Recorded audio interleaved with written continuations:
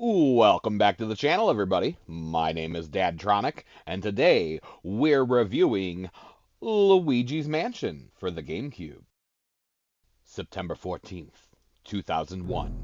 The GameCube bursts onto shelves with an unlikely but ballsy move of uprooting Mario once again, bestowing the spotlight upon the little brother, played by little brothers everywhere, Luigi. That's right, Player 2 was now Player 1. It was a big deal, particularly because the 1992 Mario is Missing isn't exactly known for being one of the franchise's classics. Developed by Software Toolworks, Nintendo's first mistake, also responsible for hits such as Mario's Time Machine and Mario's Early Years. Fun with letters. Great for edutainment purposes, not really known for their gameplay, no matter what Kotaku tells you. So, it's basically Ghostbusters. No, not those Ghostbusters. Oh, definitely not. Maybe if they would have done some kind of meaningful passing of the proton pack. Oh? Maybe. Now show me the real Ghostbusters. What the hell? Boy, there sure have been a lot of bad... Yeah, there they are, those guys! Yeah! Now, Nintendo wants you to believe this game isn't Ghostbusters, but it's totally Ghostbusters. In fact, it's probably the best Ghostbusters game there is, where you play as Peter, Ray, Egon, and Winston, all wrapped up in a small yet lanky little Luigi package. But sadly, catching ghosts is in actuality where the similarities end betwixt the Ghostbusters and Luigi's Mansion.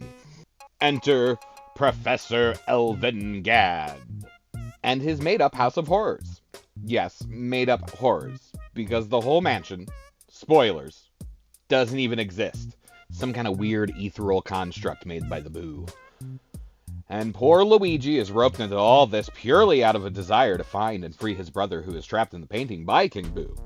Whatever King Boo is driving at, playing Necromancer, we'll get to that shortly, doesn't even compare to the highly unethical nature of a one Elvin Gadd.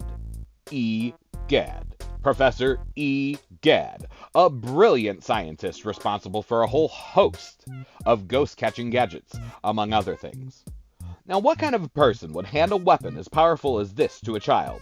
And not just any child, an evil child!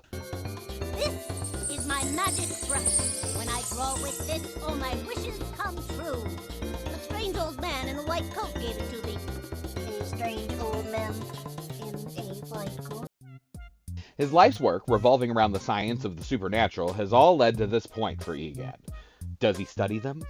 Does he analyze their ectoplasms and protoplasms? Does he find a way for them to move on into the afterlife?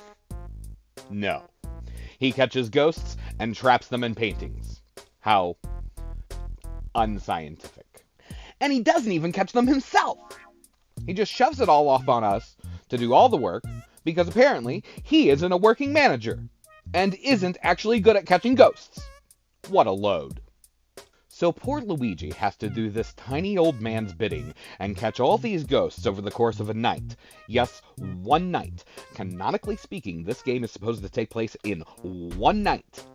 And needless to say, if you aren't familiar with this game, it's going to take you longer than one night. So Luigi trudges off into this supernatural construct and starts catching ghosts. Numerous goons and grunts, all just there for the paycheck, and a whole family tree of Boos who are down for the cause. So we all know the Egad and King Boo plot lines and theories, but where the game is actually the most interesting is the portrait ghosts. There are 23 portrait ghosts to collect throughout the game. Starting in Area 1, it gets real dark right away, with a family, a mother, a father, and their giant baby! We have Neville, the bookish father who is always reading, and the mirror-gazing mother Lydia, who only has time for vanity. With these two as parents, it seems likely that poor Chauncey is so mad because nobody remembered to feed him, and he passed away from neglect. Area 2 gets even more spicy with Shivers, the wandering butler, who literally holds a candle for the fair Melody Pianissima. Ironically enough, Shivers is afraid of fire. Perhaps this is how he died. The area also includes the Floating Whirlindas, who in life were the local waltz champions. Mr. Lugs, a ghost that seemingly ate himself to death. And before Luigi can confront Bogmire, the Area 2 boss, we must tame the cutest ghost of all, Spooky the Ghost Pupper. No, not that Ghost Pupper, though he's really cute. Yeah, that Ghost Pupper, oh, he's so cute. Area 3 has Biff Atlas, an obvious tribute to the late Charles Atlas. Of note, he is blonde and 26, the same age as Melody Pianissima. Twins. Constantly showering in the area is Miss Petunia, a pig-like ghost whose name is likely inspired by Porky Pig's girlfriend.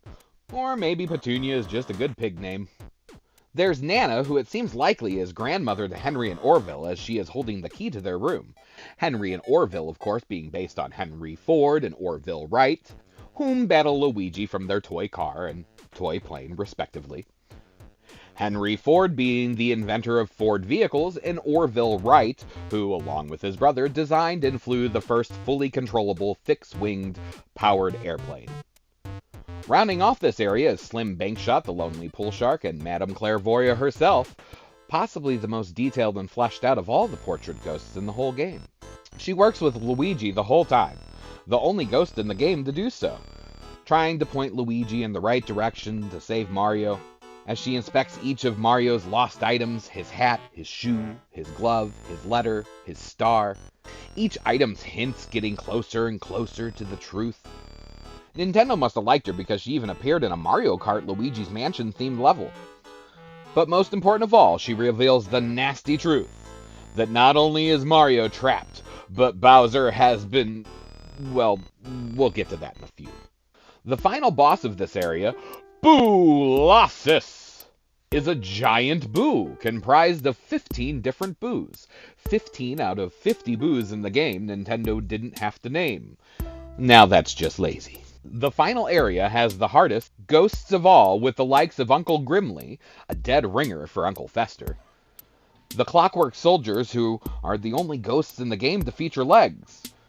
Yokai, specifically the kind that possess objects. Toy soldiers, for example. Also in this area, Sue P., a 7-year-old girl terribly afraid of wetting the bed, who sadly died in her sleep. Or did she? Perhaps she was murdered for wetting the bed.